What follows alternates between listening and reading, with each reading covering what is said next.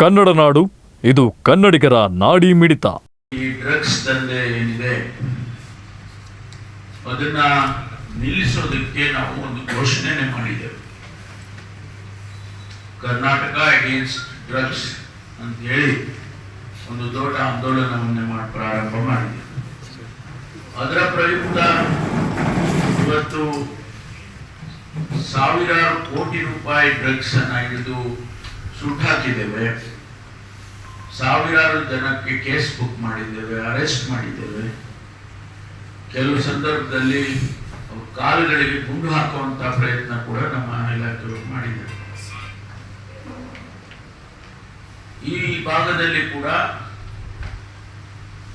Drugs ದಂಧೆ ನಾವು monitor ಮಾಡ್ತಾ ಇದ್ದೇವೆ. ಕೇಂದ್ರದಿಂದ, ಬೆಂಗಳೂರಿಂದಾನೇ ಮಾನಿಟರ್ ಮಾಡ್ತಾ ಇದ್ದೇವೆ. ನಾನು ನೇರವಾಗಿ ಪ್ರತಿನಿತ್ಯ ಮಾಹಿತಿ ತಗೊಳ್ತೇನೆ.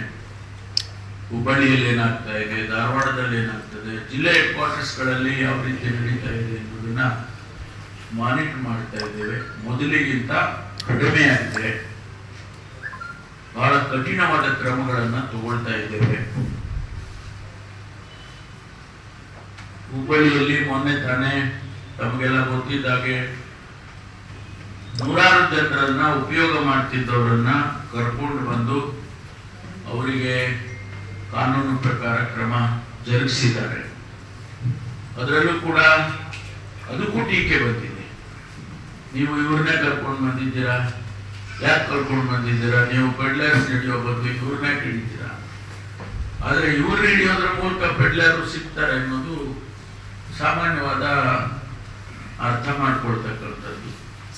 ಸುಮಾರು 200-300 ಜನ ಕರ್ಕೊಂಡು ಬಂದಿದ್ದಾರೆ. ಅದರಲ್ಲಿ ಟೆಸ್ಟ್ ಮಾಡಿದ್ರೆ 80% ಎಲ್ಲ ಪಾಸಿಟಿವ್ ಇದ್ದಾರೆ. ಅದರ ಮೂಲಕ ಇಲಾಖೆಯವರು ಯಾರು ಪೆಡ್ಲರ್ಸ್ ಇದ್ದಾರೆ ಅವ್ರನ್ನ ಹಿಡಿತಾರೆ. ನಿನ್ನೆ ರಾತ್ರಿ ಕೂಡ ಒಬ್ಬ ವ್ಯಕ್ತಿನ ಹಿಡಿದಿದ್ದಾರೆ. ಅವ್ರ ಹತ್ರನೂ ಕೂಡ ಕೆಜಿ ಗಟ್ಟಲೆ ಡ್ರಗ್ ಸಿಕ್ಕಿದೆ, ಗಾಂಜಾ ಸಿಕ್ಕಿದೆ. ಹಾಗಾಗಿ ಇವತ್ತು ನಾವು ಅದರ ಬಗ್ಗೆ ವಿಶೇಷವಾದಂತ ಕಾರ್ಯಾಚರಣೆಯನ್ನ ಇಡೀ ರಾಜ್ಯದಲ್ಲಿ ಮಾಡ್ತಾ ಇದ್ದೇವೆ. ಕಡಿಮೆ ಆಗಿದೆ, ಡ್ರಗ್ಸ್ ದಂಧೆ ಕಡಿಮೆ ಆಗಿದೆ.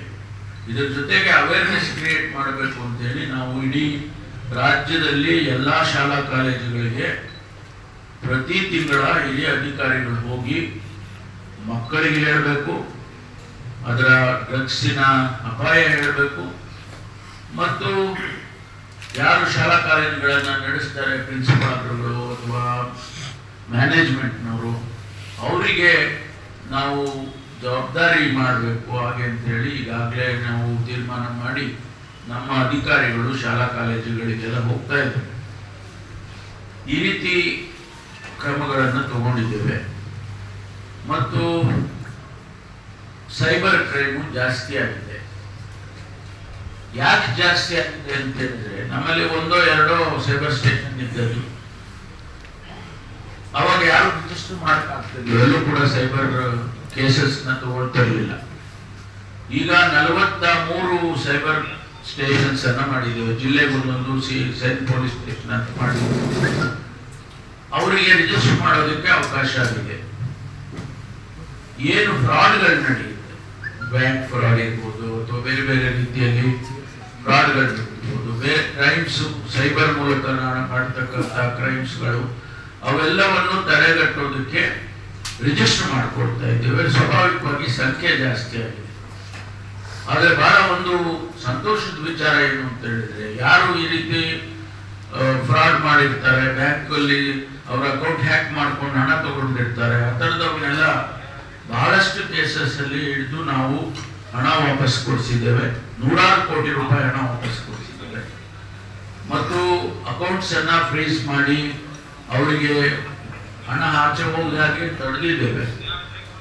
ಮತ್ತು ಇದು ಒಂದು ಭಾಗ ಆದ್ರೆ ಬೇರೆ ಬೇರೆ ಫೇಕ್ ನ್ಯೂಸ್ಗಳು ಮಾಡ್ತಕ್ಕಂಥವ್ರು, ಕ್ರಿಮಿನಲ್ ಮ್ಯಾಟರ್ಸ್ಗಳನ್ನ ಪೋಸ್ಟಿಂಗ್ಸ್ ಮಾಡಿ ಪ್ರಚೋದನೆ ಮಾಡ್ತಕ್ಕಂಥವ್ರು, ಇಂಥದ್ದನ್ನು ಎಲ್ಲನೂ ಕೂಡ ನಾವು ಹಿಡಿದಾಗ್ತಾ ಇದ್ದೇವೆ.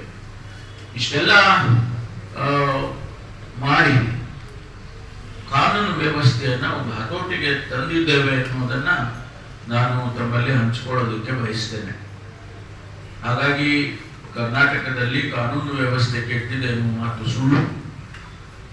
ಶಾಂತಿಯಿಂದ ನಾವು ಗಣಪತಿ ಪೂಜೆ ಮಾಡ್ತೇವೆ, ಗಣಪತಿ ಹಬ್ಬ ಮಾಡ್ತಿದ್ದೇವೆ. ಯಾವ ಗಲಾಟೆ ಕೂಡ ಗಣೇಶನ ಉತ್ಸವದ ಸಂದರ್ಭದಲ್ಲಿ ಕರ್ನಾಟಕದಲ್ಲಿ ಆಗಿಲ್ಲ. ಅದೇ ರೀತಿ ರಂಜಾನ್ ಹಬ್ಬ ಬರುತ್ತೆ, ಇನ್ನೊಂದು ಹಬ್ಬ ಬರುತ್ತೆ, ಯಾವುದು ಕೂಡ ನಾವು ಆಗೋದಕ್ಕೆ ಬಿಟ್ಟಿಲ್ಲ. ಇದೆಲ್ಲವೂ ಕೂಡ ಶಾಂತಿಯಿಂದ ಇರಬೇಕು ಅಂತೇಳಿ ನಾವು ಕ್ರಮ ತಗೊಳ್ತಿದ್ದೇವೆ ಎನ್ನುವುದನ್ನ ನಿಮ್ಮ ಜೊತೆ ಹಂಚ್ಕೊಳ್ಳೋದಕ್ಕೆ ಬಂದಿದ್ದೇನೆ.